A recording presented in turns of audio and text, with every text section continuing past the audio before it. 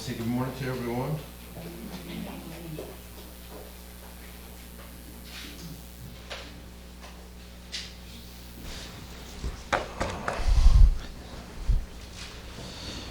We're going to look this morning with God's grace and mercy at Pergamum. And I would like to make a comparison between Pergamum and America. As you can see, is that good? I'm going to be covering the screen then. For those of you that can't see, I'm sorry. We'll talk to the cameraman after. There was a hunter out in the woods looking for a bear. And so he was tracking for some time and finally came across a huge one. He pointed the rifle, was ready to shoot, and the bear turned around and looked at him and said, "Excuse me, before you shoot me, can we talk this out?" And the hunter said, "Okay." So the bear said, "What are you looking for?" And the hunter said, "I'm looking for a nice, warm bear coat to keep me warm in the winter." And the bear responded, "Well, I'm looking for a full stomach. Why don't we talk this out and we'll come to a compromise?" So the hunter laid down his rifle and they both walked into the woods. And they came out later. The bear was full and the man had a bear coat. So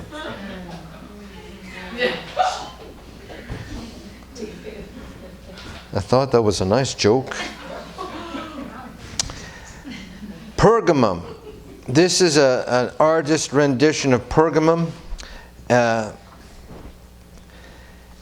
It was built 1,000 feet on top of the plain. There's a plain area in Greece, and there was this mountain, and they built this on top of that, which made it a very hard city to invade when you're having to go 1,000 feet up. What's interesting here is if you take a look at this, this was a 10,000 people amphitheater. It means you could go there and sit, and because of the dynamic of the way it was built right into the mountain, you could hear very well. And here was a place where you could go and just take it easy, have a bath, or just have a nice relaxing afternoon. That was part of this was also a temple, I think, of Dionysus. And we're going to go and take a look at these different areas, but just look how beautiful that city was. Make sure I'm on.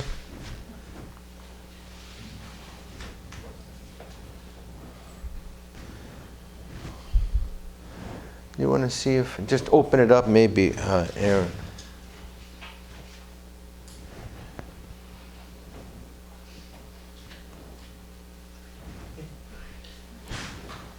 No, I may have to, maybe. You want me to tell you how beautiful that city is? Just give me a second.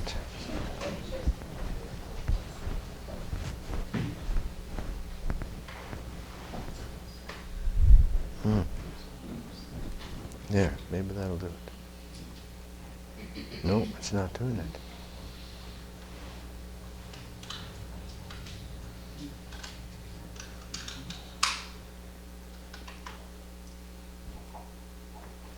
No, well, I'm using this though, Aaron. We're going to have someone do the slide for me.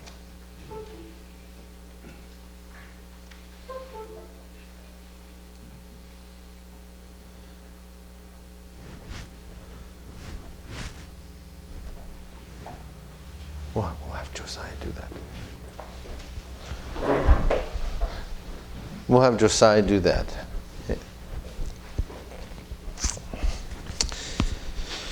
So Pergamum means fortified, strong, and it was a very rich city. Thank you.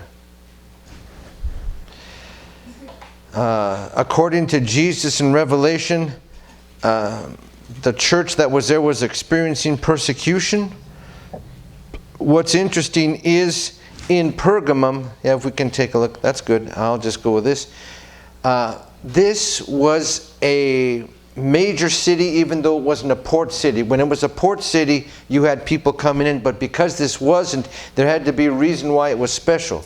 As I told you a little earlier, this is the temple of Dionysus. No, just keep it there.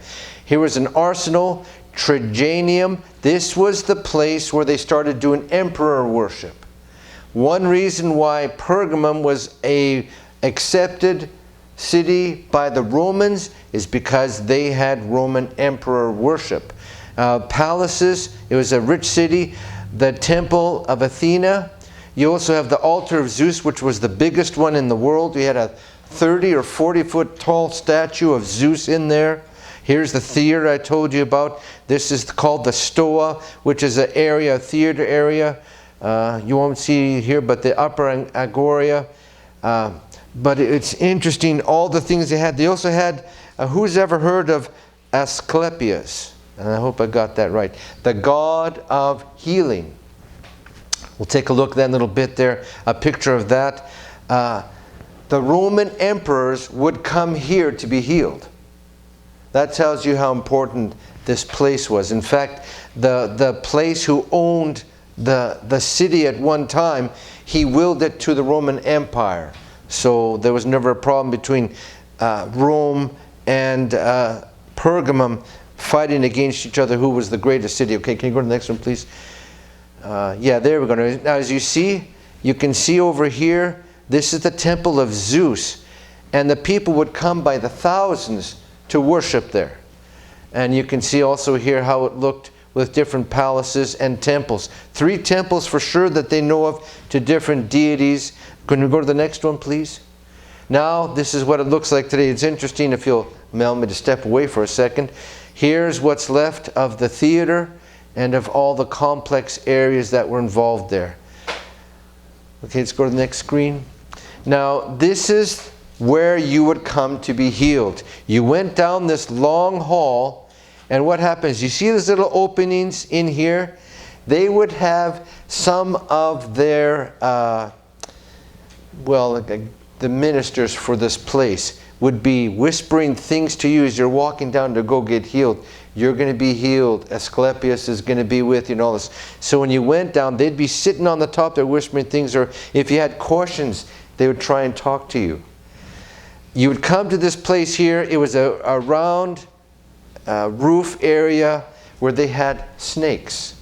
Now, how many of you have seen the medical thing where they have this pole and a snake wrap? This is what it was, and it made me think right away of Moses and how they had the snake put on there, and if you looked at the snake, you were healed. Well, they had something like that similar there too.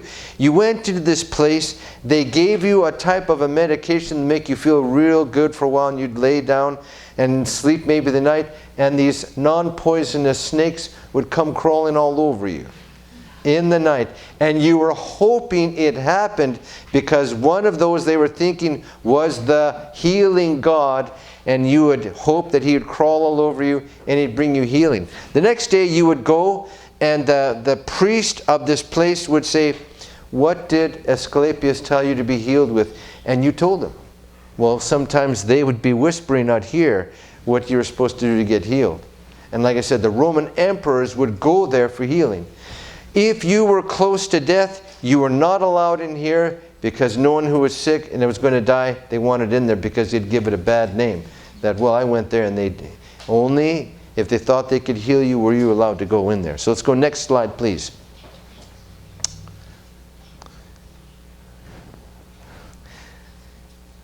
Now, just a few more things on this. Who in the ancient world, where was the biggest library located in the world? Do you remember? Alexandria in Egypt, the biggest one. The second biggest one was here. 200,000 parchments or books were in there, second only to Alexandria. And Mark Antony, when he wanted to marry Cleopatra, he willed to her this place, that she could have all of the books. So that was quite interesting that was there. So it was situated 16 miles inland from the Aegean Sea.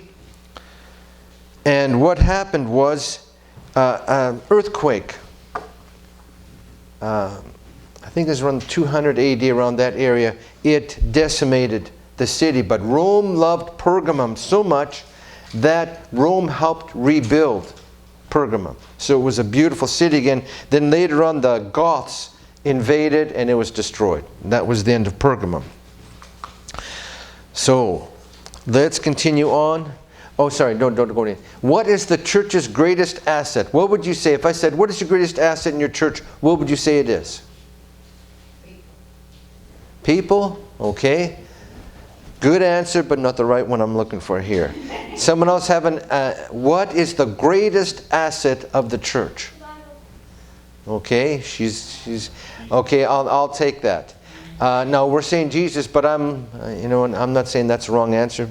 Good answer there, Jason. But I'm looking for the answer of truth. Now let's go to the next question, please. What is the greatest enemy of truth? What would you think it is? Lies? Okay, very good answer. Just wait there, man, until I tell you to go ahead, okay? I have to pay him a little more to get professional service, I think. Okay, so let's go. What is the greatest enemy? You go down here, a lie. Okay, please go ahead. Yes, but let's go to the next one, please. But how about the secret weapon called compromise?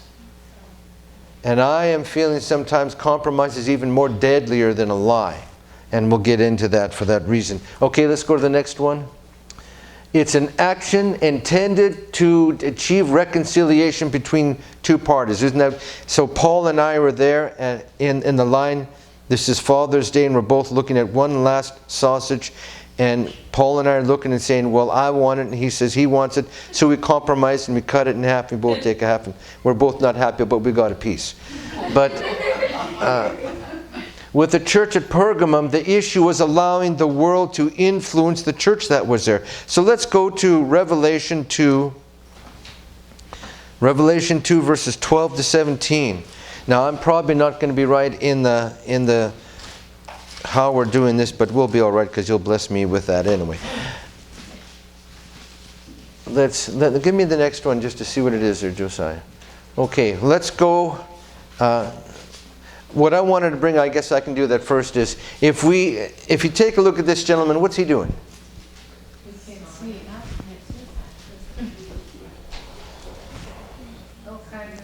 Now, is he in the right place to be cutting that branch down? Okay. That is the danger we're going to come across. When we come into compromise, we're cutting ourselves off of something. Now, if it's good to have compromise if people are thinking, well, what color are we going to make the carpet? And then you have 50-50 on both sides, so we have to make a compromise to keep peace in the family, peace in your home, peace in the church. There needs to be compromise sometimes, but not with truth. Jesus does not allow us to compromise on truth. So let's go with your...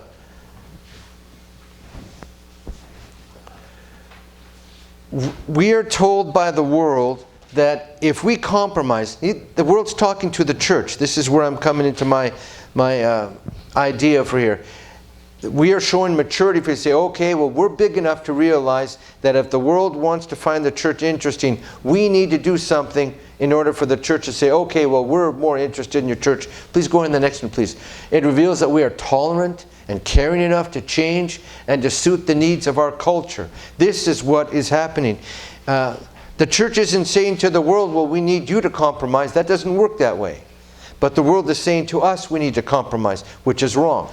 Go to the next one. Jesus gave us warnings against compromise and tolerance to sin. So let's go to that one first. That's in Revelation. We'll get to the second chapter. Let's go Revelation 22. And maybe sometimes this is a hobby horse of mine to ride, and I don't want to ride on it too long. But brethren, my concern is for us as a church that we need to remember we do not have the right or the responsibility to compromise God's truth to make the world happy with us. Okay, I'm glad someone said amen. Okay, let's go verses 18 and 19. I testify unto every man that hears the words of the prophecy of this book. If any man shall add unto these things, God shall add unto him the plagues that are written in this book. And if any man shall take away from the words of the book of this prophecy, God shall take away his part out of the book of life, out of the holy city, and from the things which are written in this book. That ought to tell us, brethren, that we have no right to compromise his word so we can bring more people in church. And brethren, I'll tell you something, and I believe this with all my heart. We could fill this church to overflowing if we wanted to compromise. We're going to change this and this up, and I guarantee you we'll have more people here. I'm thankful for the people we have, and let's just be in prayer that God is going to help us to grow. So now let's go, and we're going to take a look at Pergamum itself. So Revelation 2, verses 12 to 15.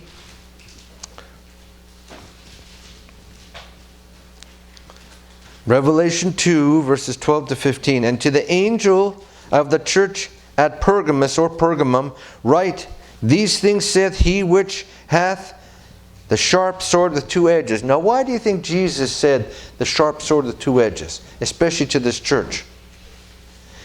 Pergamum had the right of the sword. That was given him by the Roman emperor. And what that meant was they could kill anyone they wanted and not have to worry about Rome asking what they were doing. So it was called the right of the sword. So you feared because anytime you could be put to death and you had no right to say, well, I want a trial. No, they could just kill you for any reason. And that is why some scholars feel like Jesus said, I am the one with the two-edged sword. What he's trying to say to them, you should be more concerned about me with my two-edged sword than the one that Rome has. So that was quite interesting that I found that they had the right of sword. Let's go on to verse 12. And the angel of the church, the two-edged sword. Verse 13, I know your works and where you dwell, even where Satan's seat is. Why do you think they are saying that this is Satan's seat? Do you remember all the temples that were there? You had the temple to Asclepius, who is the snake. Who do we think of as the snake in the Garden of Eden? So, and we've got other temples, the one to Zeus, which is one of the biggest ones in the world. So we would think of this as a place where the devil abides because they are worshiping other than God, right? And it was one of the big centers that was taking place. So some people feel this is why this was called Satan's seat. And you hold fast my name and have not denied my faith, even in those days wherein Antipas was my faithful martyr, who was slain among you where Satan dwells. Now, they have two different ideas about this. One was that Antipas was a real person who was put to death. In fact, one tradition says that he was roasted slowly over fire because he would not burn incense to the Roman emperor. So they put him to death. The other idea is anti and pas. Some people think this is anti-papacy, that they did not want to fall in line with a new church that was coming out. So let's go to verse 14.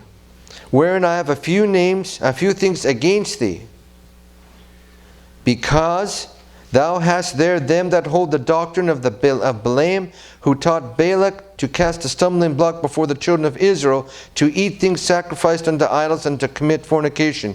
You have also them that hold the doctrine of the Nicolaitans, which thing I hate. Now we're going to go into that. Go ahead, Josiah. Jesus warned the church of Pergamum about these two influences. One is Balaam and one is Nicolaitans, but they were both very similar in the influence that they were trying to have on the church. Go ahead, please. The teachings of Balaam. Now remember, when we go back to Numbers, Israel was getting ready to go into the promised land. Balak was very worried about what Israel was being, this huge amount of people. So he called Balaam to do what? Remember what he did? I want you to curse Israel for me. Balaam goes up to the top of this mountain, builds 7 altars with 7 rams and 7, I'm afraid what it was. But anyways, sacrifices on each one. And he goes to God and says, I want to curse Israel. And God says, you're not going to curse them. So a number of times he does. And then after a while, he gives up and he tells Balak, I can't do it because God's not allowing me to curse. So, but something else happens. Remember what Balaam did later on? He seduced the children of Israel by getting them to come to the Moabite festival they were having, where they used women priestesses, and the men went with the women. You know what happened with that. The men came, and many of them were put to death because they did that. Why? Balaam thought, well, I can't curse you. We're going to make you fall by seducing you to do things in a different type of religion. Jesus brings that out to us to realize there is fornication taking place, and he's talking about spiritual, which means the teachings that are wrong are starting to come into the church, and they're asking the church to compromise what they believe by accepting something else. Now, that also could be, the teachings of Balaam could also be because in those temples they had on Pergamum, there were also women prostitutes there. And maybe that's why Jesus was trying to say, listen, just like there was a spiritual and physical fornication taking place with Balaam later on, the same was happening with the church there. And they were being taught that you could keep your faith and still do these things, which is wrong. So Balaam had a problem. Let's go to Numbers 25 verses 1 to 2, just for a quick look there. Numbers 25 verses 1 and 2. And brethren, that's happening today in the spiritual sense. There is, the world is asking us to compromise, and Jesus says, you cannot. Numbers 25 verses 1 and 2. And Israel abode in Shittim, and the people began to commit whoredom with the daughters of Moab. And they called the people unto the sacrifices, so that's worship, of their gods. And the people did eat and bowed down to their gods. So that's what's going on. Verse 3 says, and Israel joined himself unto Baal Peor, and the anger of the Lord was kindled against Israel. God was not going to allow his specially called out people to start mixing it up with this false religion. And now Jesus is coming in Revelation saying, you guys are doing the same thing. It was wrong back then, and it's wrong for us today. Brethren, it's wrong for us to take God's truth and try and compromise so we can bring more people into the church. It doesn't work that way. Now, the doctrine of the Nicolaitans, that was the teaching that allowed followers to be free to fulfill all their carnal desires because they were no longer under the law, but they were under grace. So they were misusing God's grace by saying, well, there's no more law. So that means I can do whatever I want to because there's grace. Didn't Paul say in Romans, we're not supposed to do that? But they were. The doctrine of the Nicolaitans was saying you can do whatever you want because we're under grace.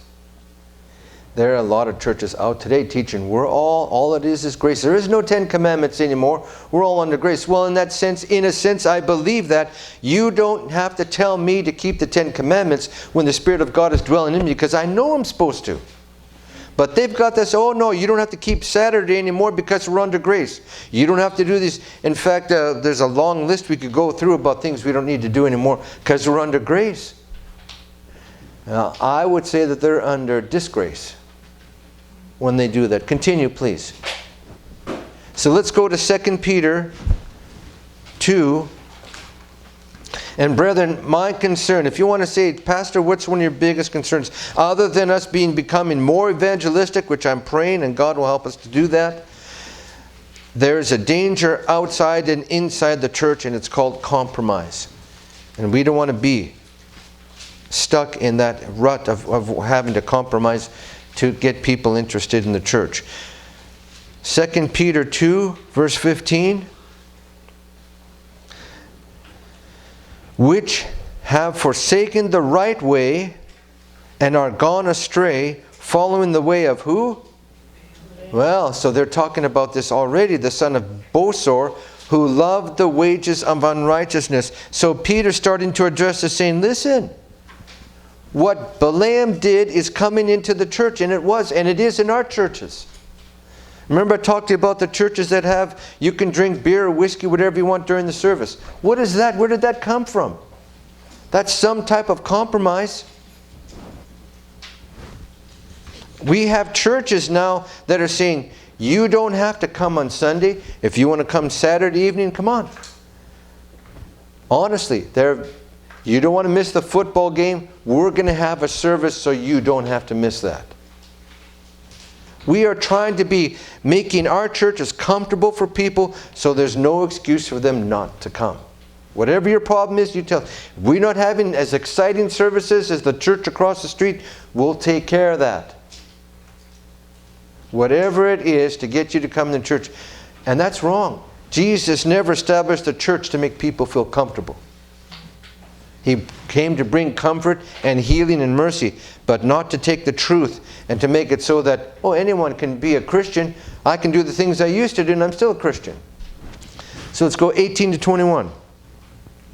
And when they speak great swelling words of vanity. Now this is what compromise looks like. Can you understand that with me? And when they speak great swelling words of vanity, they allure through the lusts of the flesh, through much wantonness, those that were clean escape from them who live in error. He's talking about what happened with Balaam and what is happening to the church. You guys got out of that. Why do you want to get back into it for? While they promise them liberty, this is what the Nicolaitans are saying. You've got peace. You've got liberty now. They themselves are the servants of corruption, for of whom a man is overcome, of the same he is brought in bondage. So he was saying, there's a problem here. For if after they have escaped the pollutions of the world through the knowledge of the Lord and Savior Jesus Christ, they are again entangled therein and overcome, the latter end is worse with them than the beginning. So what's that saying? When you compromise your truth, you're going back to the world. You're not staying in the church anymore. You're not being a part of Jesus' kingdom when you're starting to see we need to compromise. Right? Okay, let's go. So that's what compromise looks. Go ahead to the next one, please. The world is asking God's church to compromise in order for them to, in order for us to be looking acceptable. And that's the problem. Jesus never brought the truth for people to make it acceptable. He said, if you want to escape that hellfire, here's what you're going to have to do. Now let's go. Now let's look at the 5 different areas that the world is asking us to compromise on. Let's go ahead. Abortion. Number 2, homosexuality. You know, there are churches all over the States now starting to grapple with this issue. Number 3, creation versus evolution. Compromise. 4, moral relativism. Well, it depends how you feel whether you have to obey this book or not. Because we're all moral relativists now. And number 5, there is no absolute truth. What is good for me may not be the same for you. Next one, please. So, what have we got now? What has happened over the years? You want to raise that up there? False doctrines are being worshipped. Like, take a guess. What do you think this is? What is this? Sorry? Catholicism. Well, what is this? Sun worship. And we accepted that a long time ago. I should say the church, if you want to say in general. That came, and they can show directly from sun worship, and that's what they're doing. And you know what I struggled with, and I didn't realize that? Easter morning, what did they do at the break of dawn? Where are they? They're at a sunrise service. They don't realize you can take that all the way back in history to what they did. They would do the same thing, and yet they're doing it today. They're worshiping the sun. Now what is this? What do you think this is? But he's got a cross. Even if we were ape at one time, we graduated. That is what they're trying to get us to understand. We can be theistic evolutionists. We can compromise. The scientists say it's billions of years. And they're saying, well, we've got to come alongside with those scientists. So the best way to do it is to say, well, we weren't. God just worked through evolution. No, he didn't. Because if there was death before Adam and Eve, how did death come in? We read that Adam and Eve sinned and death came through them. Right? And what about this other one? Well, of course, you can't really see that too well, but it's We've got all of these things that were never part of the church, and now they are. You know why? Because the church compromised, especially with Christmas. They had a problem with Saturnalia, so we're not going to defeat it. Let's join them. So they brought Christmas in. They brought Easter in with that beautiful bunny there. Whatever you need in the church, we're going to bring it in so you can stay. That's what they were doing. We can't fight Saturnalia, so you can worship that in our church. That's what compromise is all about. Going to the next. Boy, I'm ready to click this thing. What happens when we compromise? You know what this thing is? Take a look at that. That used to be a Christian church. And it's taken over by the Muslims. Do you know why? I believe when we start to compromise, we lose the power in the church. You cannot compromise with Jesus because He will not accept that. There's a number of churches He says, unless you repent, and He said that to this one, I will take my candle out of you. My truth is gone. My power leaves. Let's go to the next one. Look at that church. Isn't that a nice house to live in? Let's go to the next one. They showed, I should have put that on here. They had a chart of churches in France that are closing down or have closed down, and they were red dots, and it made it look like France was just a bunch of chicken pox. They're closing down all over the place. You know why? Because they're compromising. You cannot take God's truth and say we're going to allow in some of the world and the power of God's still going to be there. He won't. He will not dwell in a place where He has to fight with other religions because He says, I'm a jealous God. You're either worshiping me or you're not. Go ahead, please, Josiah. Let's go to Romans 12, verse 2. So, brethren, my concern for our church is we cannot. Now, I can understand if let's say we wanted to do potluck on the second Sabbath and someone said the third Sabbath and we had a good discussion and we compromised and we found a day that was working for both. That's good in the church. We need to compromise, but not with truth. So let's go to Romans 12, verse 2. God does not give us any ability to say, well, we're going to take your truth and do something here. Verse 2, and be not conformed to the world. How do you conform to the world? It's through compromise. Well, okay, well, we'll do, if that means that you're going to start coming to our church, if we do this, sure, we'll do it. But be ye transformed by the renewing of your mind, that you may prove what is good and acceptable and perfect will of God. You cannot do that in compromise. Jesus became engaged to a woman in white purity. The garments were pure white. When He comes back to marry her, He's coming back for the same woman He got engaged to. Not one that's going to be dressed immodest and have lug nuts all over her face and tattoos all over the place. That's not the woman He came for. He's coming back for that pure woman in white. And if we think we're going to be able to compromise and God's going to let us in, He won't let us in. So let's go to 2 Corinthians 6:14-18. And brethren, I am not saying, well, in order to really follow the church, you have to give up this, this, and this, and all you can do is just sit home and feel sorry for yourself all the time. That's the church. I'm not saying that, but I'm saying we have to watch out for what the world is offering us.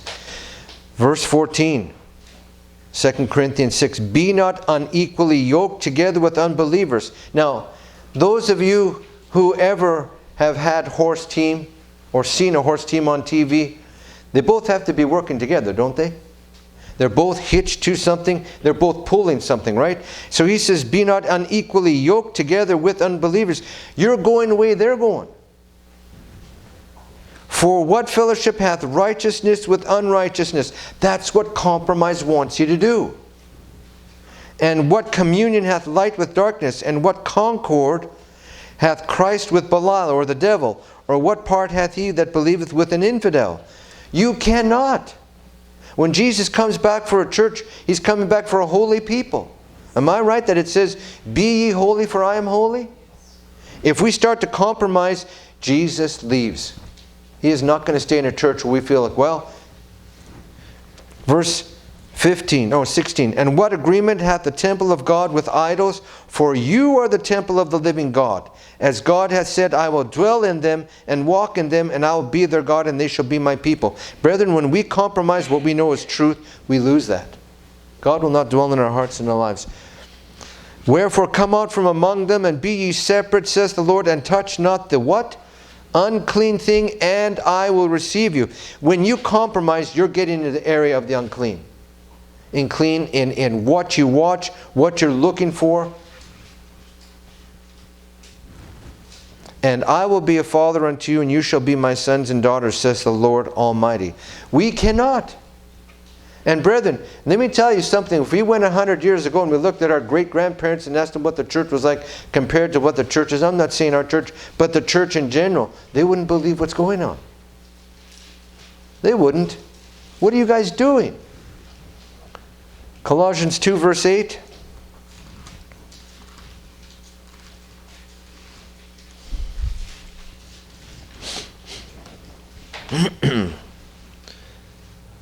Beware.